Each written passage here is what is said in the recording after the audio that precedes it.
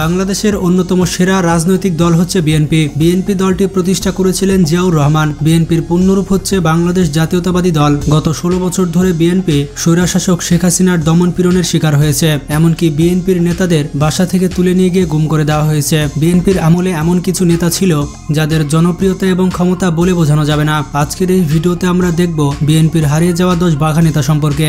বিএনপির শাসনামলে কারা ছিল সব থেকে ক্ষমতাবান এবং সব থেকে জনপ্রিয় নেতা। তো ভিডিওটিতে লাইক দিয়ে বসে যান শেষ পর্যন্ত দেখার জন্য। আর নতুন দর্শকেরা চ্যানেলটি সাবস্ক্রাইব করে ফেলুন। নাম্বার 1, লুৎফুজ্জামান বাবর। বিএনপির অন্যতম বাঘা একজন নেতা হচ্ছেন লুৎফুজ্জামান বাবর। তাকে বাংলাদেশের ইতিহাসের সব থেকে দুঃসাহসী ব্যক্তি বলা হয়। তিনি বাংলাদেশের সাবেক স্বরাষ্ট্র প্রতিমন্ত্রী। একসময় তিনি ছিলেন তারেক জিয়ার বেস্ট ফ্রেন্ড। তার ভয়ে বাঘে হরিণে এক ঘাটে জল খেত।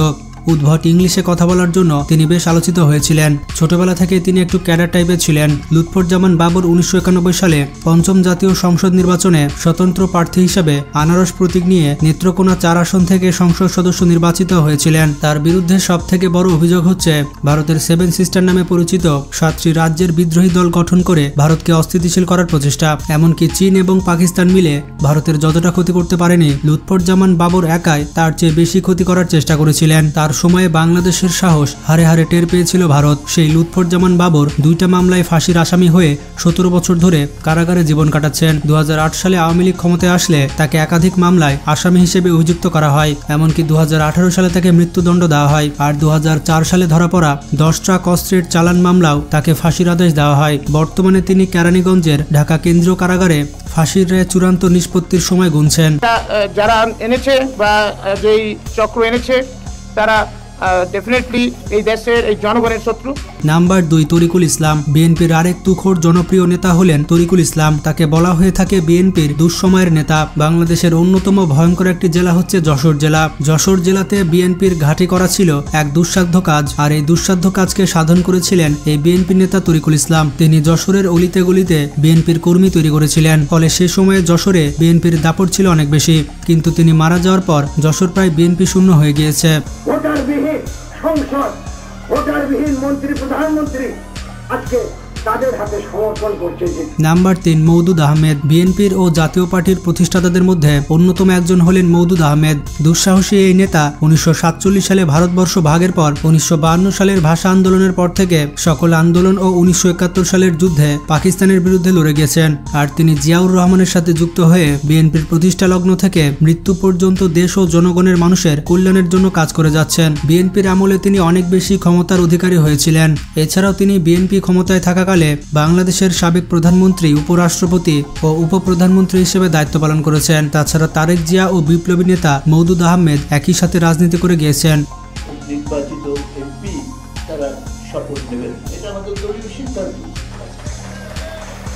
নাম্বার 4, নাসিরউদ্দিন আহমেদ পিন্টু। বিএনপির অন্যতম বাঘা নেতা হচ্ছে এই নাসিরউদ্দিন পিন্টু ঢাকা 8 আসনের সংসদ সদস্য ও 90 দশকের বাংলাদেশ জাতীয়তাবাদী ছাত্র দলের সভাপতি ছিলেন। তিনি ছাত্র দলে থাকাকালে দুঃসাহসী ছাত্রনেতা হিসেবে খুবই পরিচিত ছিলেন। এছাড়া সাহসী বক্তব্য প্রদান ও বিএনপির দুঃসময়ে ঢাকা 8 আসনে নেতৃত্ব দিয়েছেন এই নেতা। তিনি সত্য বলতে কখনো পিছপা হননি। স্বৈরাচার শেখ হাসিনার আমলে তার বিরুদ্ধে কথা বলতে কখনো ভয় পাননি। এজন্য এই সাহসী নেতাকে হাসিনা প্রশাসন বিভিন্ন মামলায় বেড়াজালে দোষী সাব্যস্ত করে আটক করেছে। কারাগারে আটককৃত অবস্থায় 2015 সালে এই সাহসী নেতা মৃত্যুবরণ করেন। তবে পিন্টুর পরিবার এটি একটি রাজনৈতিক হত্যাকাণ্ড হিসেবে আখ্যা দেন। সরকার যেভাবে গুম করছে, যেভাবে আমাদের নির্যাতন করছে, সেই জন্য আমরা আন্দোলন এটা করা যায় না। নাম্বার 5, ইলিয়াস আলী। বিএনপির অন্যতম হারিয়ে যাওয়া নেতা হচ্ছে ইলিয়াস আলী, যিনি সিলেট জেলার একজন রাজনীতিবিদ এবং জাতীয় সংসদ সদস্যের একজন সাবেক সদস্য। বাংলাদেশ জাতীয়তাবাদী দল বিএনপির সাংগঠনিক সম্পাদক হিসেবে 2010 সালে নির্বাচিত হয়ে তিনি হরতাল থেকে শুরু করে প্রতিরোধ কর্মসূচি, বিক্ষোভ এবং দল গঠন সহ বিভিন্ন কর্মসূচিতে সমন্বয় সাধনে গুরুত্বপূর্ণ ভূমিকা পালন করেছেন। বিএনপির সাংগঠনিক কাজ এতটাই গুরুত্ব সহকারে করতেন যে সিলেট জেলাতে তিনি তার কর্মের মাধ্যমে বিএনপির ঘাঁটিতে পরিণত করেছিলেন। সিলেটের এই ইলিয়াস আলী ছিলেন এক অদম্য সাহসী নেতা। তবে দুঃখজনক ব্যাপার হলো 2012 সালের 17 এপ্রিল ঢাকায় নিজ বাসার সামনে থেকে গুম করে দেওয়া হয় এই ইলিয়াস আলীকে। অনেক বছর হয়ে গেলেও কোনো হদিস পাওয়া যায়নি এই নেতার। তবে শেখ হাসিনা পতনের পর স্বৈরশাসকের আয়নাঘর নামক অন্ধ কুঠিরের কথা সকলের সামনে আসে এবং অনেকে বলে থাকেন এই আয়নাঘরে নাকি ইলিয়াস আলীকে গুম করে রাখা হয়েছে এবং তাকে পরবর্তীতে সমুদ্রে ডুবিয়ে নির্মমভাবে হত্যা করা হয় বিএনপির এই সাহসী নেতাকে। রাজনীতির সিংহাসন দখল করা যায় না। নাম্বার 6 সাদেক হোসেন খোকা। বিএনপির সব থেকে বাঘা নেতা বলা হয় সাদেক হোসেন খোকাকে। তিনি ছিলেন বাংলাদেশের একজন রাজনীতিবিদ ও মুক্তিযোদ্ধা। খালেদা জিয়ার দ্বিতীয় মন্ত্রিসভায় মন্ত্রী এবং প্রথম মন্ত্রিসভায় প্রতিমন্ত্রী ছিলেন সাদেক হোসেন খোকা। ঢাকা সিটি কর্পোরেশনের সর্বশেষ মেয়রও ছিলেন এই সাদেক হোসেন খোকা। এরপর তিনি পরপর 4 বার ঢাকা 7 আসনের সংসদ সদস্য ছিলেন। বিএনপির নেতা সাদেক হোসেন খোকা ছিলেন অত্যন্ত ত্যাগী প্রকৃতির নেতা।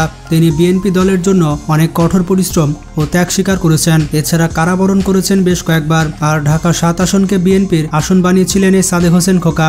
সাদেক হোসেন খোকা যখন বেঁচে ছিল তখন হাজী সেলিমের কোনো পাত্তাই ছিল না ঢাকা 7 আসনে। ওই আসনে বিএনপির দাপট ছিল সবচেয়ে বেশি। তবে 2019 সালে ক্যান্সারে আক্রান্ত হয়ে আমেরিকার একটি হাসপাতালে তিনি মৃত্যুবরণ করেন। এরপর তাকে জুরাইন কবরস্থানে সমাহিত করা হয়। আর বিএনপি হারিয়ে ফেলে তাদের সবচেয়ে ত্যাগী একজন প্রিয় নেতাকে। আমি বলবো যে এই যুগের যে কোনো স্বাধীনতার ইতিহাসের দলিলে সবচাইতে সুলিখিত এবং পূর্ণাঙ্গ একটি ঘোষণা।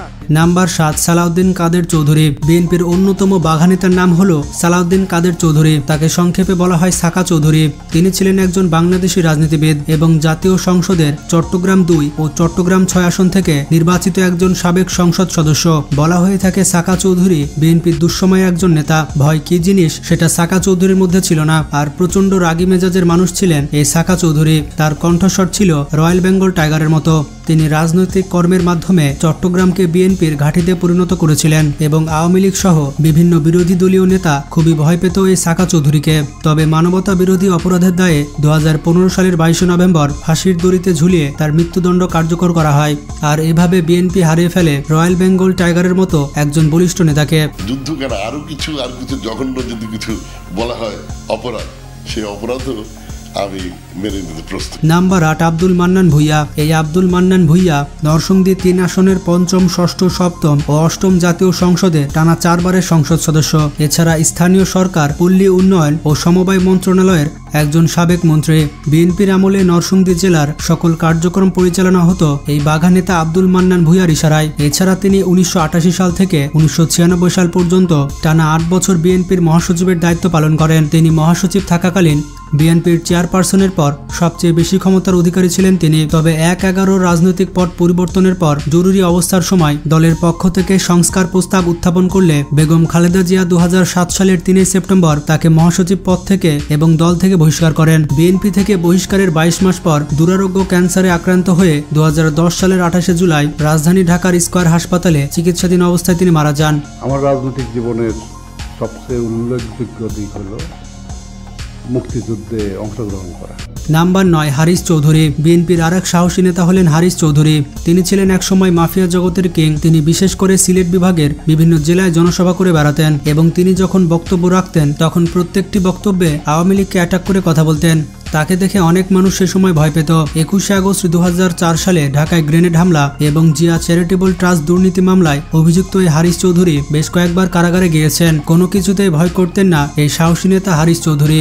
গত 30 জুন জানি না কি কারণে হরতাল করতেছিলেন, ওনাকে ঢাকার রাজপথে মাঝে মাঝে।